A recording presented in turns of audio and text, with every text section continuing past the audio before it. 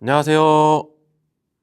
안승균 목사입니다. 오늘도 말씀으로 하루를 시작하시면서 하나님과 동행하는 은혜의 삶이 되기를 주님의 이름으로 축복합니다. 어릴 적에 부모님을 따라 교회를 다니면서 가지고 있었던 한 가지 아쉬움이 있었습니다. 첫 번째는 주일 아침에 고정적으로 했었던 만화 영화를 보지 못했다는 점이었습니다. 늘 교회를 가려고 집을 나설 때면 만화동산 주제가를 들으면서 집 밖을 나서야 했었던 기억이 있습니다. 그때가 얼마나 아쉬웠는지 아직도 기억에 선명하게 남아 있습니다. 그리고 월요일에 학교를 가면 만화동산 이야기를 하는 친구들을 보면서 부러워하기도 했습니다. 또 한 가지는 토요일과 주일에 늘 친구들끼리 만나서 놀러 가는 것이었는데요. 금요일에 하교를 할 때면 친구들과 함께 학교를 나서지만 대화하는 방향이 늘 달랐습니다.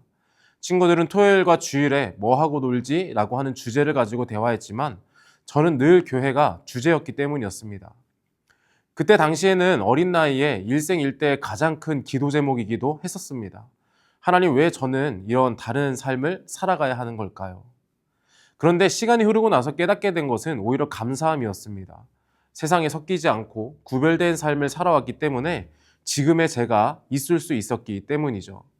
물론 지금까지 살아오면서 완벽하게 구별된 삶, 거룩한 삶을 살지 못한 부족함도 있습니다. 그럴 때면 세상과 구별되지 못한 생각과 그 행실 때문에 세상 사람들과 다를 게 없는 그 모습이 드러나는 것을 경험하기도 했습니다. 오늘 본문에서 다루게 되는 내용도 마찬가지죠.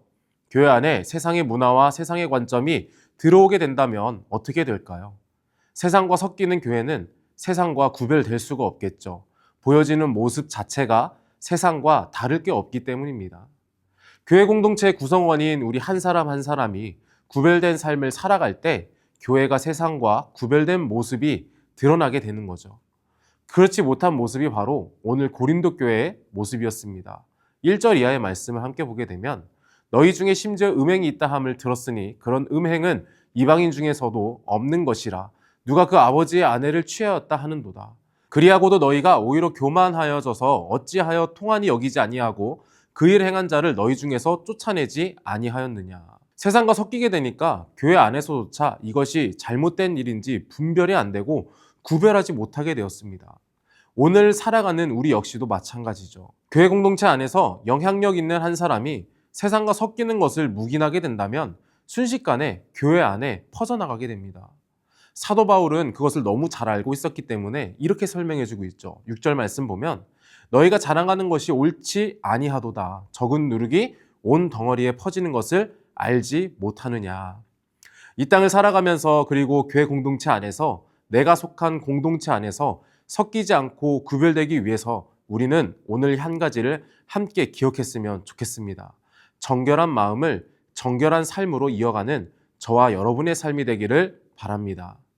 이 땅을 살아가는 내 자신이 스스로 구별된 삶을 살아가기 위해서는 정결한 마음을 가져야 합니다. 우리의 모든 행실은 마음에서부터 시작되기 때문이죠. 악한 마음을 가지면 악한 행실이 나타나고 선한 마음을 가지면 선한 행실이 나온다는 것은 당연한 이치입니다. 신앙생활도 마찬가지입니다. 육신의 마음을 가지고 있다면 세상 사람들과 다를 게 없는 행실이 나타날 수밖에 없겠죠. 그러나 그리스도의 마음을 가지고 있으면 그리스도의 영향력이 나의 행실로 나타나게 됩니다. 사람이라는 존재는 생각해보면 너무 단순한 것 같아요. 내가 속해 있는 환경에 따라 맞춰지고 그에 따라 행실과 삶의 패턴도 바뀌어 가기 때문입니다.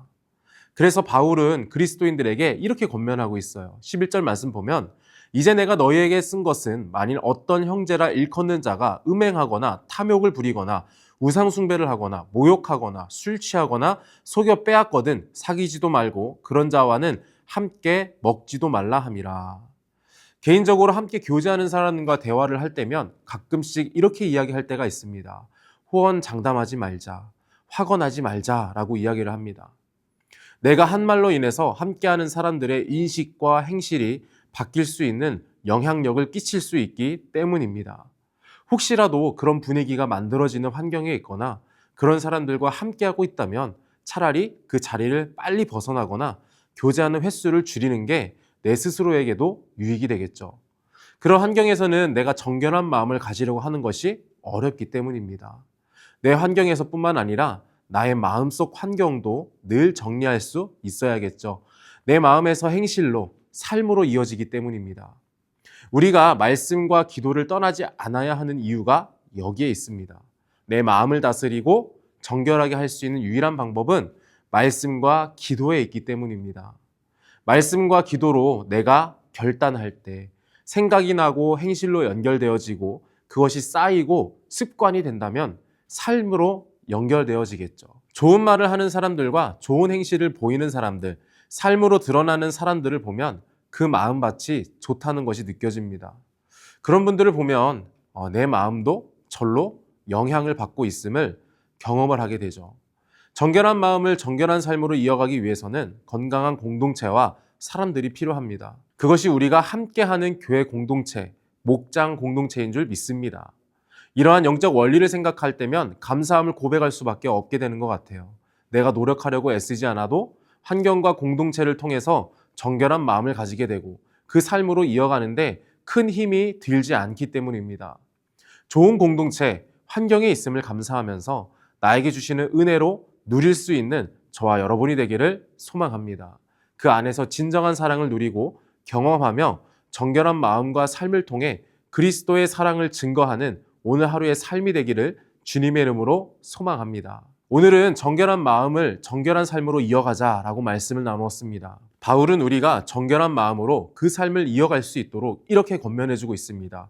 7절 이하의 말씀을 보면 너희는 누룩 없는 자인데 새 덩어리가 되기 위하여 묵은 누룩을 내버리라. 우리의 유월절 양 곧 그리스도께서 희생되셨느니라. 이러므로 우리가 명절을 지키되 묵은 누룩으로도 말고 악하고 악의에 찬 누룩으로도 말고 누룩이 없이 오직 순전함과 진실함의 떡으로 하자. 내가 어떤 존재인지 먼저 생각해 봐야 합니다. 그리스도의 희생으로 나는 누룩이 없는 자가 되었음을 잊지 않기를 바랍니다. 육신의 것은 누룩과 같이 순식간에 퍼지고 악한 영향력을 끼칩니다.